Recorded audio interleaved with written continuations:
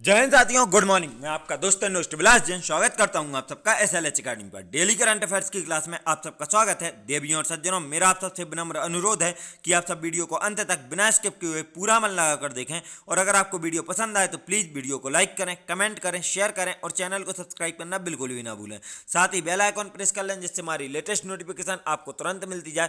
दोस्तों, साथ ही याद रखें कि आपको अपना कमेंट बॉक्स में फीडबैक देना है, मतलब आपको वीडियो कैसी लगी इसका फीडबैक आपको कमेंट बॉक्स में ही देना है। अब आपका ज़्यादा समय ना लेते हुए देखते हैं आज का पहला प्रश्न। आज का पहला प्रश्न है, किस संस्थान ने माइक्रो फाइनेंस के नियमन पर एक सलाहकार दस्तावेज जारी किया है? आपके ऑप्शन है A world bank, B RBI, C SBI और डी सेबी। तो दोस्तों याद रखें कि हाल ही में RBI ने मतलब रिजर्व बैंक ऑफ इंडिया ने माइक्रो फाइनेंस के नियमन पर एक सलाहकार दस्तावेज जारी किया है। यह 5वें द्विमासिक मौद्रिक नीति व्यक्तित्व bimonthly monetary policy system में RBI की घोषणा के अनुरूप है। इस सुझाए गए ढांचे का उद्देश्य माइक्रो फाइनेंस उधारकर्ताओं को अति ऋणग्रस्तता से बचाना है। इसका उद्देश्य प्रतिस्पर्धा ताकतों को ब्याज दरों को कम करने में सक्षम बनाना है। तो दोस्तों याद रखें कि यह कौन से 5वें द्विमासिक मौद्रिक नीति वक्तव्य मतलब bimonthly monetary policy statement के द्वारा घोषणा के अनुरूप की बताया गया है।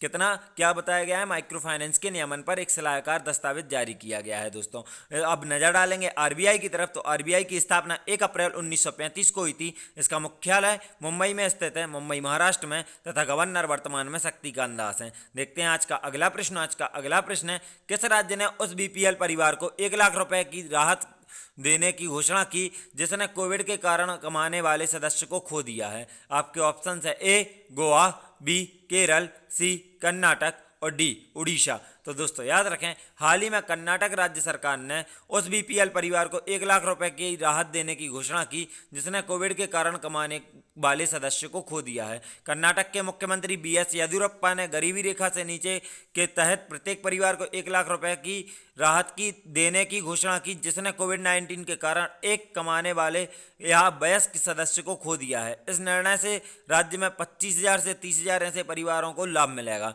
अब नजर डालेंगे दोस्तों कर्नाटक की तरफ। तो जैसे हम देख सकते हैं कर्नाटक को कि इसकी सीमाएं गोवा, महाराष्ट्र, तेलंगाना, आंध्र प्रदेश, तमिलनाडु और केरल से लगती हैं। कर्नाटक का सामान्य परिचय देखें दोस्तों तो कर्नाटक की राजधानी बेंगलुरु है। इसकी स्थापना 1 नवंबर 1956 को हुई थी। कर्नाटक के राज्यपाल वजुभाई वाला तथा मुख्यमंत्री BS येदियुरप्पा हैं। कर्नाटक के अगर पड़ोसी राज्य देखें, जैसे अभी आपको बताया नक्शे में अभी, कि महाराष्ट्र, गोवा, केरल, आंध्र प्रदेश, तेलंगाना और तमिलनाडु है। कर्नाटक में स्थित जल विद्युत परियोजनाएं देखें तो यहाँ पर प्रमुख 2 जल विद्युत परियोजनाएं हैं। पहली है घाट प्रवाह जल विद्युत परियोजना जो कि घाट प्रवाह नदी पर है, और दूसरी है मल्लापुर पनबिजली परियोजना जो कि तुंगभद्रा नदी पर है। तो दोस्तों घाट प्रवाह में आपको नदी का नाम याद रखने की जरूरत नहीं है क्योंकि जल विद्युत परियोजना में ही नदी का नाम है। दूसरा अकेला याद रख लें आपकी मल्लापुर पनबिजली परियोजना किस नदी पर है? तो तुंगभद्रा नदी पर है। साथ ही अगर कर्नाटक में स्थित बांध देखें दोस्तों तो कृष्णराज सागर बांध है। यहाँ पर जो कावेरी, हेमावती और लक्ष्मण तीर्थ नदियों पर है। तो दोस्तों 3 नदियों के संगम पर कौन सा बांध है? कृष्णराज सागर बांध। कहाँ पर? कर्नाटक में।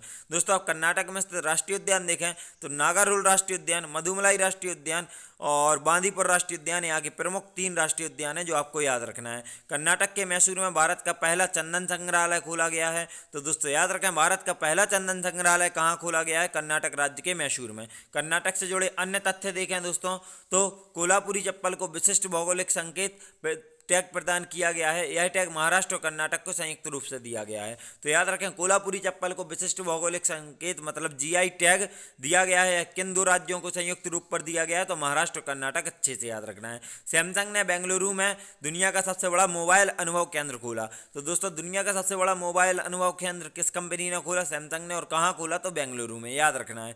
कर्नाटक में बेंगलुरु पुणे नेशनल हाईवे पर चलकर कस्बे से सटे उल्लारथी गांव में भारत का अपना ह्यूमन स्पेस फ्लाइट सेंटर अगले 3 वर्षों में तैयार होगा।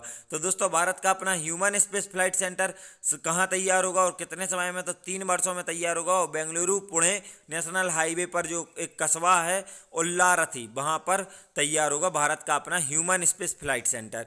इसमें व्योमनाट जो कि अंतरिक्ष यात्री के लिए प्रशिक्षण सुविधा मिलेगी। तो दोस्तों अंतरिक्ष यात्री को एक और वर्ड दिया जाता है व्योमनाट। याद रखें, अगर आपसे पूछा जाए व्योमनाट क्या है तो आपको पता होना चाहिए, अंतरिक्ष यात्री को व्योमनाट बोलते हैं।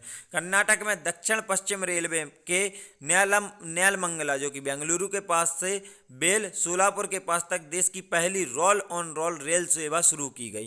तो दोस्तों देश की पहली रोल ऑन रोल रेल सेवा शुरू किस राज्य में की गई? तो कर्नाटक में। कर्नाटक के भी किस रेलवे में या किस रेलवे जोन में? तो दक्षिण पश्चिम रेलवे जोन के नेलमंगला जो कि बेंगलुरु के पास है, बेल जो कि सोलापुर के पास है, के बीच की गई देश की पहली रोल ऑन रोल रेल सेवा। दोस्तों इसके आगे देखें तो कर्नाटक के हुबली में रेलवे संग्रहालय बनाया गया है। तो रेलवे संग्रहालय कहाँ बनाया गया है दोस्तों? कर्नाटक के हुबली में।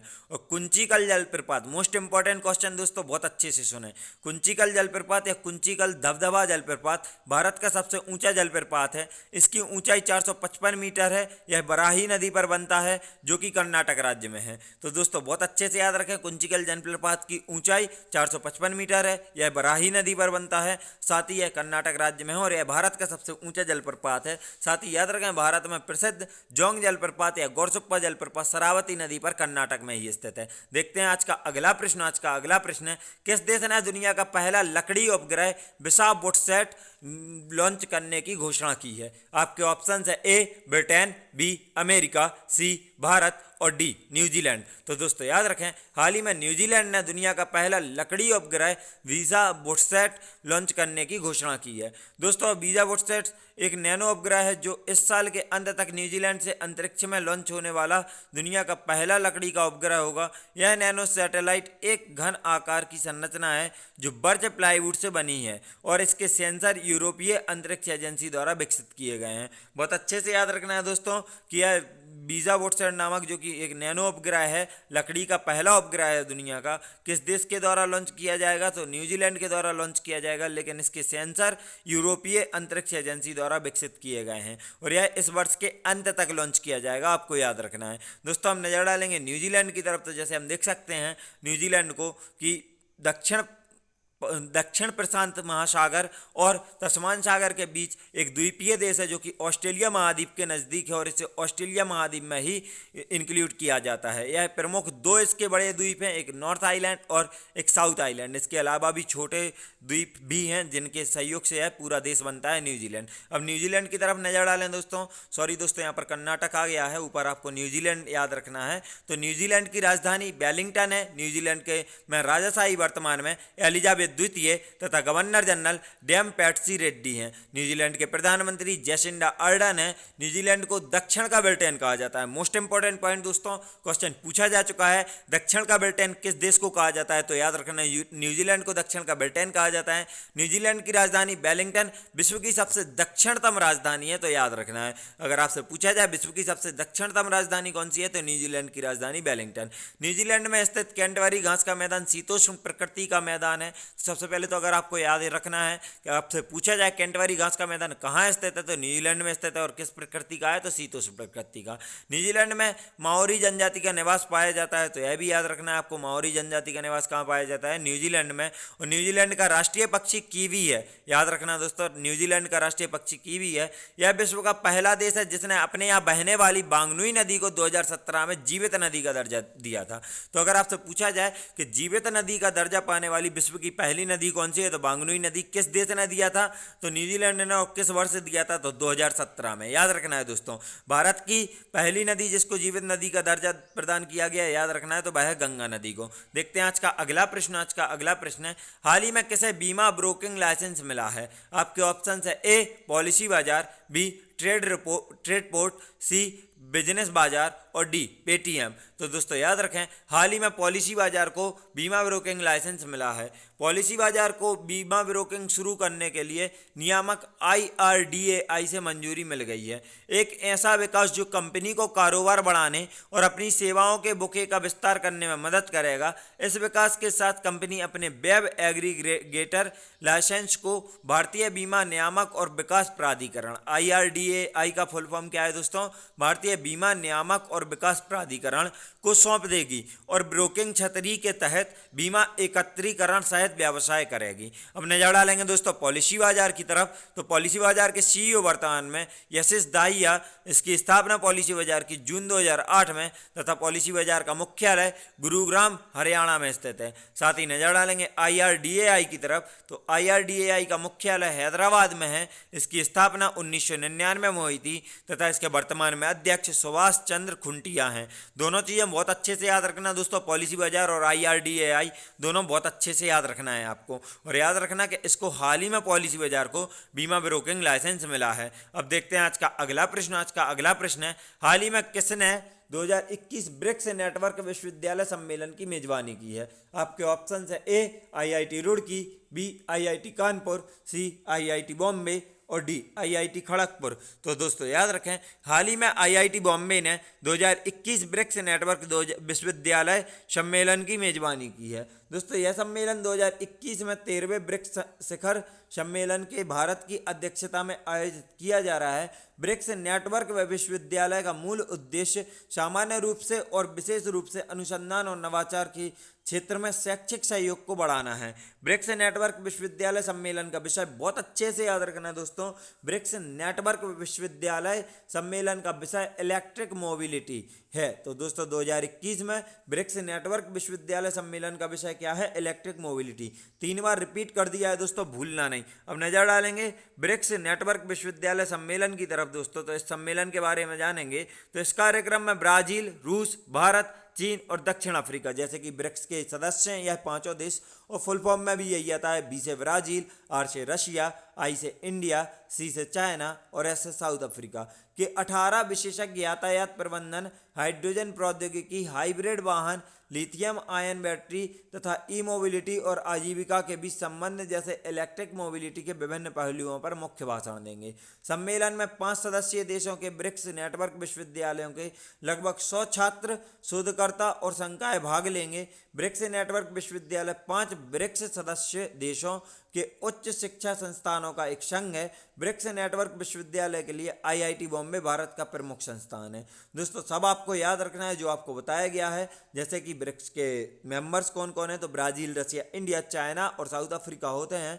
यहाँ पर कितने 18 विशेषज्ञ आएंगे, जिसमें 100 छात्र भी होंगे। सम्मेलन में 5 सदस्यीय देशों के ब्रिक्स नेटवर्क विश्वविद्यालयों के लगभग 100 छात्र, शोधकर्ता और संकाय भाग लेंगे। अब नजर डालेंगे IIT बॉम्बे की तरफ। तो दोस्तों IIT बॉम्बे की स्थापना 1958 में हुई थी तथा इसके वर्तमान में निदेशक प्रोफेसर देवांग खाकर हैं। साथ ही नजर डालेंगे ब्रिक्स की तरफ। तो ब्रिक्स की स्थापना 2009 में हुई थी और दक्षिण अफ्रीका देश इसका 2010 में जोड़ा गया था। तो दोस्तों याद रखें 2009 में जब इसकी स्थापना हुई यह ओनली ब्रिक था और दक्षिण अफ्रीका के जुड़ जाने से यह ब्रिक्स हो गया। साथ ही याद रखें दोस्तों ब्रिक्स का जैसे कि अल्फ़ाबेटिकल इसके नाम होते हैं, ब्राज़ील, रशिया, इंडिया, चाइना और साउथ अफ्रीका। इसी तरह से एक एक साल करके यह अध्यक्षता भी करते हैं सारे देश, 5 देश मिलकर। देखते हैं आज का अगला प्रश्न। आज का अगला प्रश्न है, माइक्रोसॉफ्ट कॉर्प ने किसे अपना नया चेयरमैन नियुक्त किया है? आपके ऑप्शन है ए बिल गेट्स, बी इब्रो एलिमिटो, सी एलन पॉल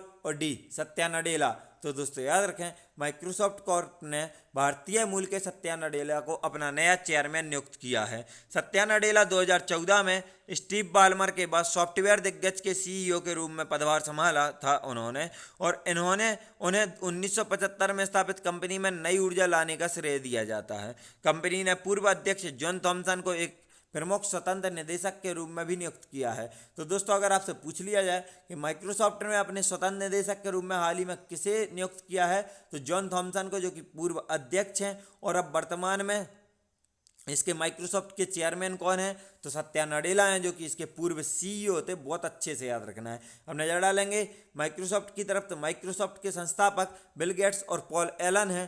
साथ ही याद रखें माइक्रोसॉफ्ट की स्थापना 4 अप्रैल 1975 को हुई थी। माइक्रोसॉफ्ट का मुख्यालय वॉशिंगटन, संयुक्त राज्य अमेरिका में स्थित है। देखते हैं आज का अगला प्रश्न। आज का अगला प्रश्न है, विश्व मरुस्थलीकरण और सूखा रोकथाम दिवस हर साल किस तिथि को मनाया जाता है? आपके ऑप्शन है ए 16 जून, बी 17 जून, सी 18 जून और डी 19 जून। तो दोस्तों याद रखें कि विश्व मरुस्थलीकरण और सूखा रोकथाम दिवस हर साल 17 जून को मनाया जाता है। दोस्तों यह दिन मरुस्थलीकरण और सूखे की उपस्थिति के बारे में जागरूकता बढ़ाने और मरुस्थलीकरण को रोकने तथा सूखे से उबरने के तरीकों पर प्रकाश डालने के लिए मनाया जाता है।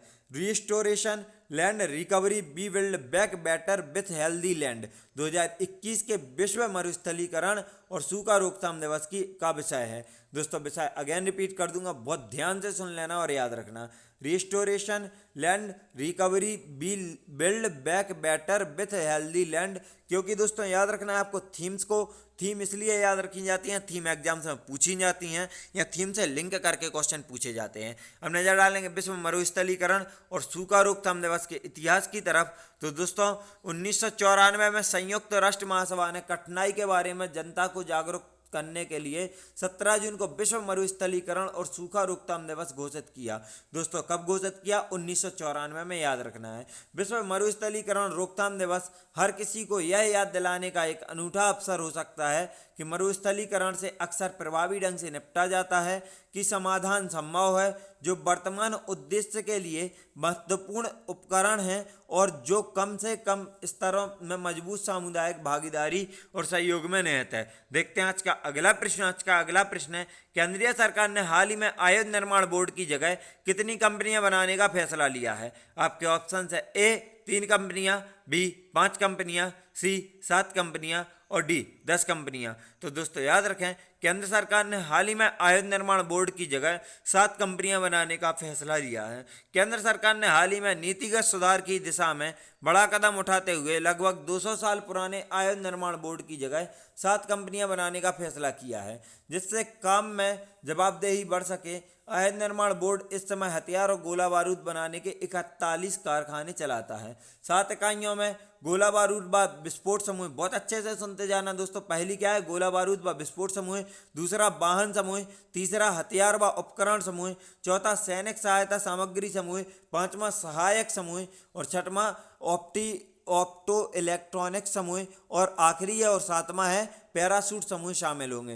तो 7 इकाइयों में क्या क्या शामिल होंगे आपको बता दिया दोस्तों।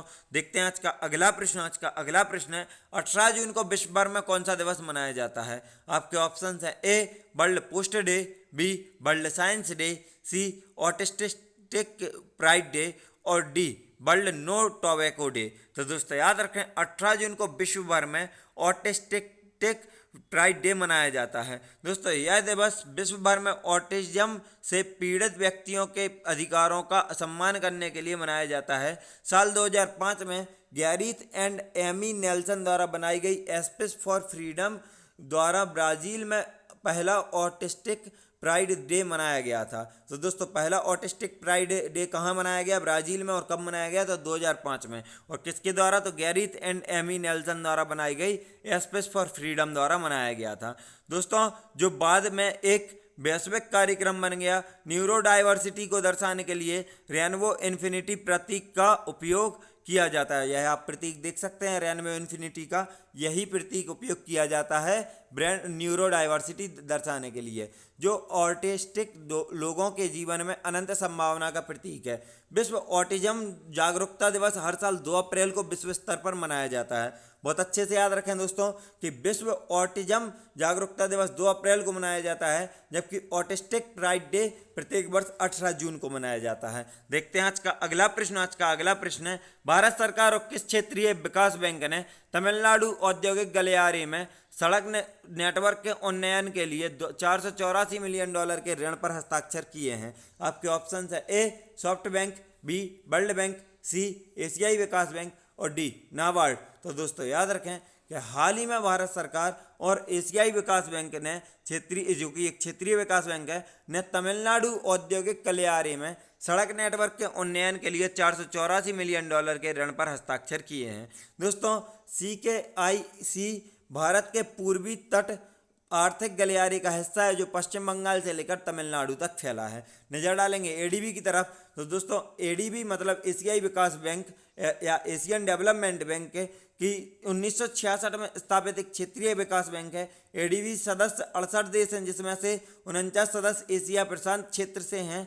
एडीबी का मुख्यालय मंडालियोंग फिलीपींस में स्थित है। तो दोस्तों कहाँ स्थित है इसका मुख्यालय? फिलीपींस देश में मंडालियोंग में। साथ ही याद रखें मात्सुसुगो असाकावा वर्तमान में एडीबी के वर्तमान अध्यक्ष हैं। कौन है? मात्सुसुगो असाकावा यहाँ के अध्यक्ष हैं एडीबी के।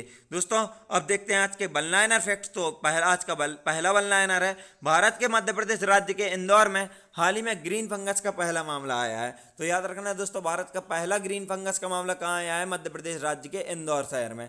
विश्व स्वास्थ्य संगठन ने हाल ही में कोविड-19 के एक वेरिएंट लैम्बडा की पहचान 29 देशों में की है। तो याद रखना है विश्व स्वास्थ्य संगठन ने कोविड-19 के नए वेरिएंट को क्या नाम दिया है? लैम्बडा। और कितने देशों में पहचान की है? तो 29 देशों में। राजा परवा नारीत्व का जश्न मनाने वाला 3 दिवसीय त्यौहार ओडिशा राज्य में मनाया जा रहा है। तो याद रखना है दोस्तों, राजा परवा या रज पर्व जो दोनों नाम से पुकारा जाता है, किस राज्य में मनाया जाता है? उड़ीसा राज्य का एक त्यौहार है। यह 3 दिवसीय त्यौहार है। बहुत अच्छे से याद रखें, दिन भी पूछ लिए जाते हैं कि आपसे पूछा जाए रज पर्व कितने दिन चलने वाला त्यौहार है? तो 3 दिन। जॉन हॉपकिंस यूनिवर्सिटी टैंकर के मुताबिक कोविड-19 के कारण 6 लाख मौतें दर्ज करने वाला पहला देश अमेरिका बन गया है। तो दोस्तों याद रखें, कोविड-19 के कारण 6 लाख मौतें दर्ज करने वाला पहला देश कौन बना? अमेरिका। और यह किसके मुताबिक है? तो जॉन हॉपकिंस यूनिवर्सिटी टैंकर के मुताबिक। दोस्तों अगला है आज का, पृथ्वी विज्ञान मंत्रालय के डीप ओशन मिशन को कैबिनेट ने मंजूरी दी है। तो दोस्तों याद रखें कि अगर आपसे पूछा जाए पृथ्वी विज्ञान मंत्रालय के डीप ओशन मिशन को किसने मंजूरी दी है? तो कैबिनेट ने। पेरिस में विवाटेक के 5वें संस्करण को पीएम मोदी ने वर्चुअली संबोधित किया।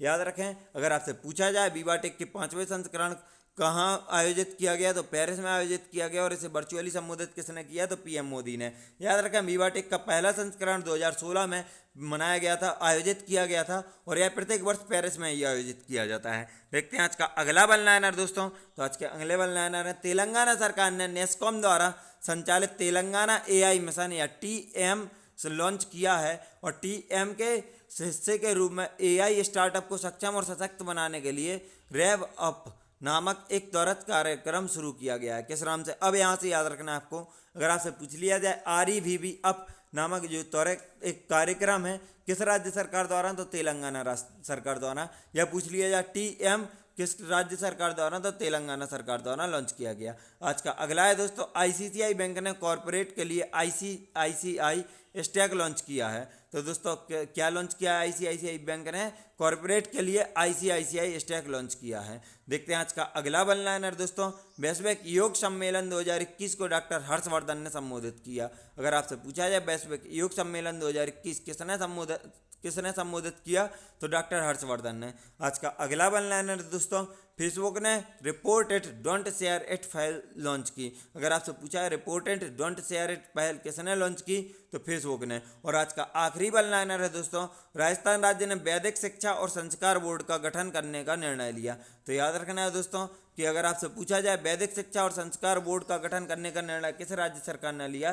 तो राजस्थान राज्य सरकार ने वैदिक शिक्षा और संस्कार बोर्ड का गठन करने का निर्णय लिया। हमारी क्लास दोस्तों यहीं समाप्त होती है। वीडियो को अंत तक देखने के लिए आप सभी का धन्यवाद। अगर आप सबको वीडियो पसंद आई है तो प्लीज़ वीडियो को लाइक करें, कमेंट करें, शेयर करें और चैनल को सब्सक्राइब करना बिल्कुल ही ना भूलें। साथ ही बेल आइकॉन प्रेस कर लें जिससे हमारी लेटेस्ट नोटिफिकेशन आपको तुरंत मिलती जाए। और दोस्तों याद रखें कि अगर आप हम सबसे social media like Facebook, Instagram, Telegram पर जुड़ना चाहते हैं तो आप हमारे डिस्क्रिप्शन बॉक्स से लिंक द्वारा हमें फॉलो कर सकते हैं। और अगर आपको इस क्लास की PDF चाहिए तो आप हमारे टेलीग्राम चैनल SLH अकेडमी को ज्वाइन कर सकते हैं। दोस्तों साथ ही याद रखें कि अगर आपको क्लास पसंद आई है या क्लास कैसी भी लगी है तो इसका फीडबैक आपको कमेंट बॉक्स में ही देना है। ज़्यादा से ज़्यादा शेयर करें दोस्तों। और याद रखें आपका सहयोग ही हमारी मेहनत को सफल बना सकता है। वीडियो को अंत तक देखने के लिए एक बार फिर से धन्यवाद। जय हिंद, जय भारत, आपका दिन मंगलमय हो।